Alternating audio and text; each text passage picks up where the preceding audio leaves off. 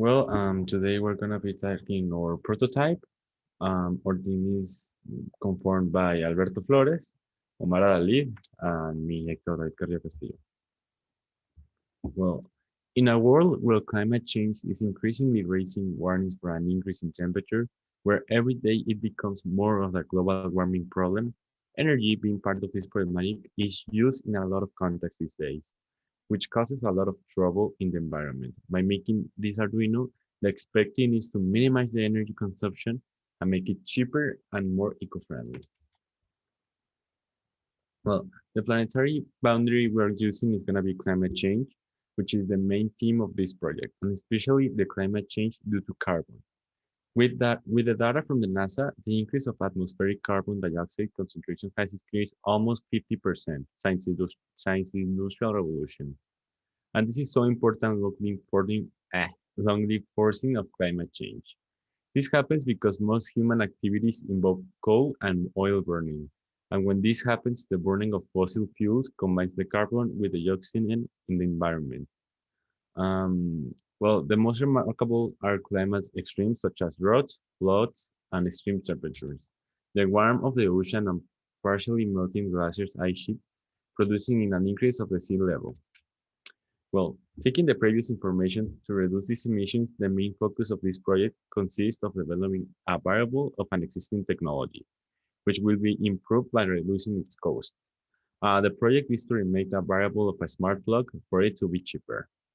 This product works by starting or stopping the flow of electricity, and the real advantage is that a user can program the flow of energy, meaning that this gadget is connected to an Internet of Things, especially to a 2.4 gigahertz internet that is the most common in daily houses. All of this coupled with the fact that with the connectivity, you can program smart routines or alerts. The principal components of this are a socket, a smart chip, an Arduino, the remote control, and a receptor. This means that inverse engineering was applied to know the specific materials and products, for what also the patent was reviewed for better results.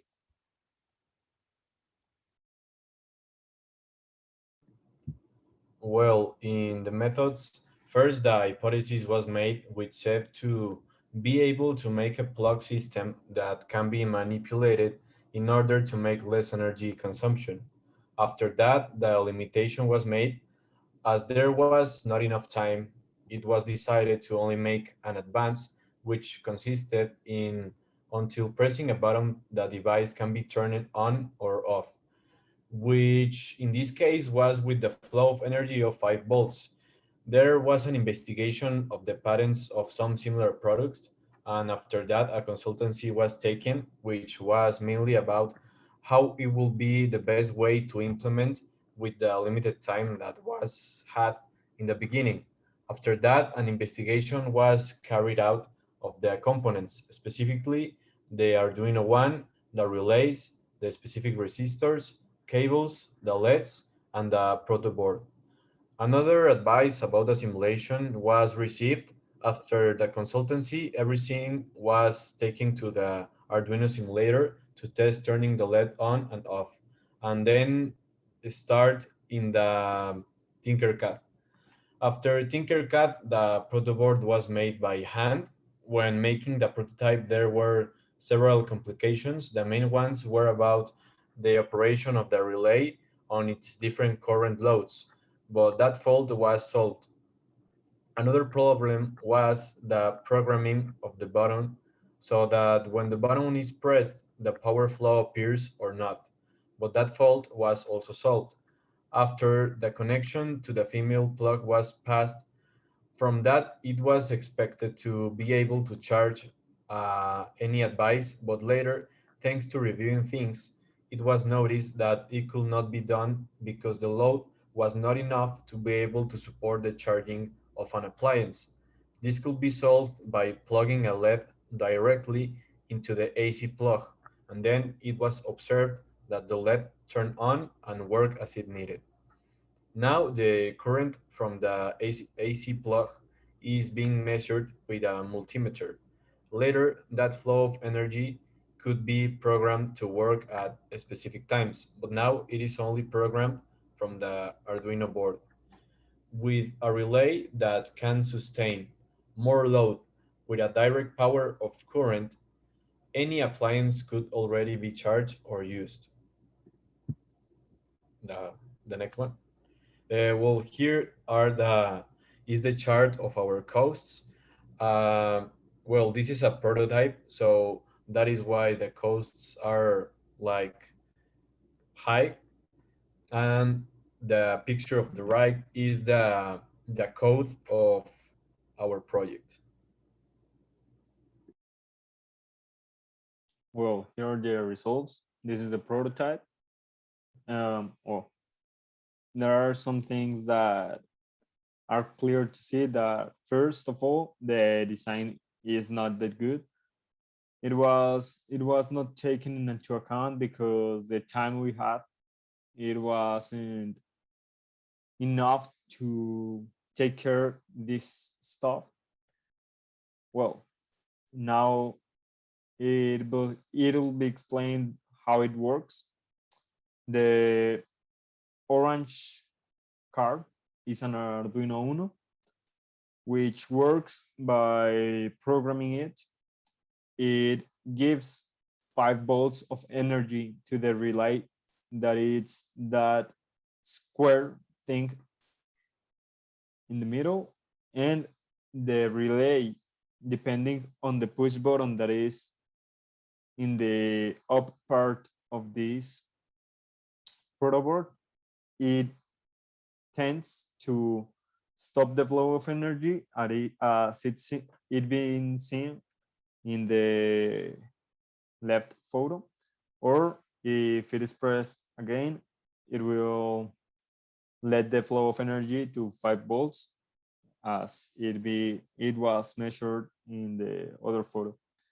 Also, well, the this protoboard helps not only the button and the relay. Also, there is a little left there that is because this is a dangerous stuff, and the LED works as a precaution because it will be seen at only site that energy is flowing or it isn't flowing, for you to can do or manipulate any stuff of this.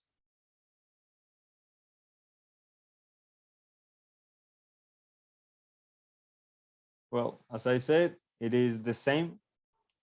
This is the Arduino, the relay, the protection LED, the push button, and this is off. Then once the push button was pressed, the LED of security was turned on, and the LED of the plug, of the female plug, was on also.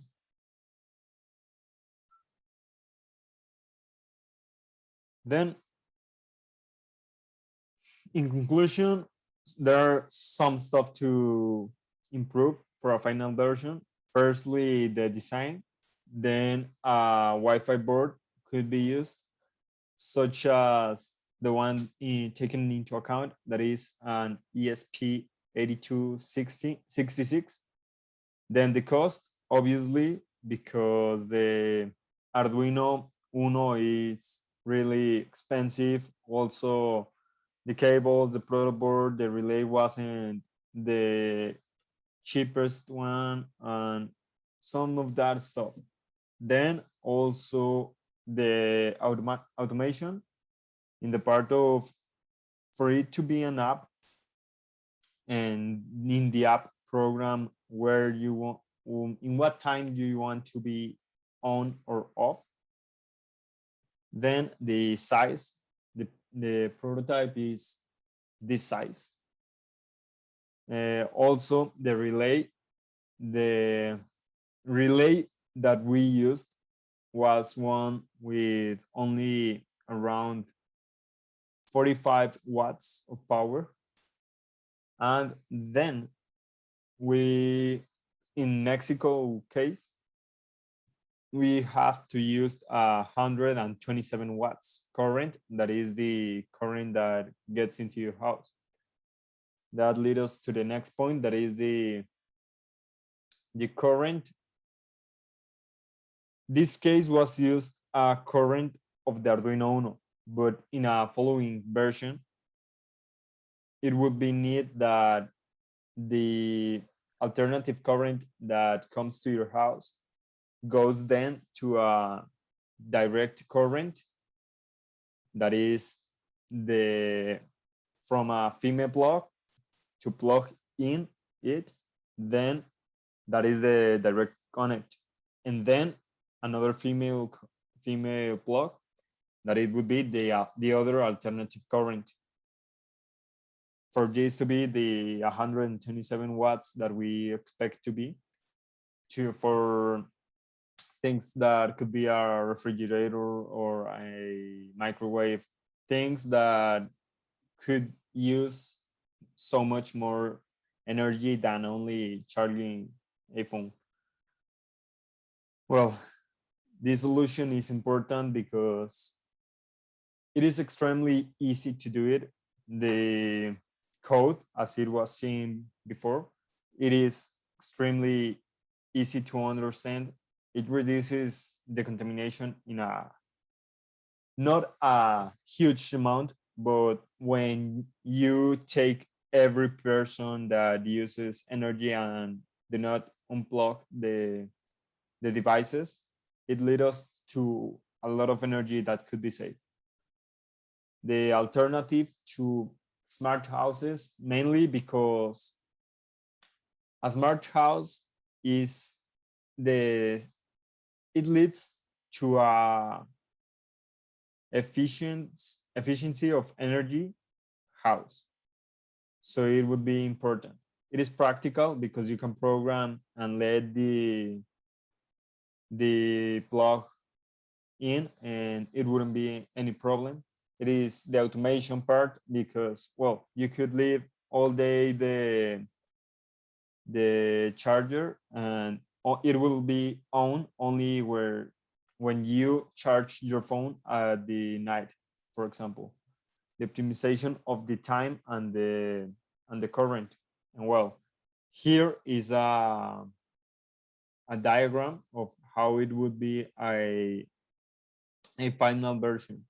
This is the female plug, but this is the end. Well, you would plug in your house's female plug, and then in the part where you as a consumer can see, this will be to GND, that is the component of the current that it isn't that important. It doesn't lead to any voltage. Then here there would be 127 watts. And there, this is the relay that could handle a change from this to lead to the female plug 127 watts, or to give to 0 watts. Also, here is again the LED of security, and all of these could be programmed or used by another push button that will lead to the ESP8266 and then to the relay, or using an app that it is easy to make and to interact with because of the UX. Also, from the app, you can set as a user a time that you want it on or not, or only clicking for it to be off and on. So there are 2 inputs for you as an user, and the output will be only one that could handle everything that you need as a smart law. Well, that's it. Thanks so much for the attention.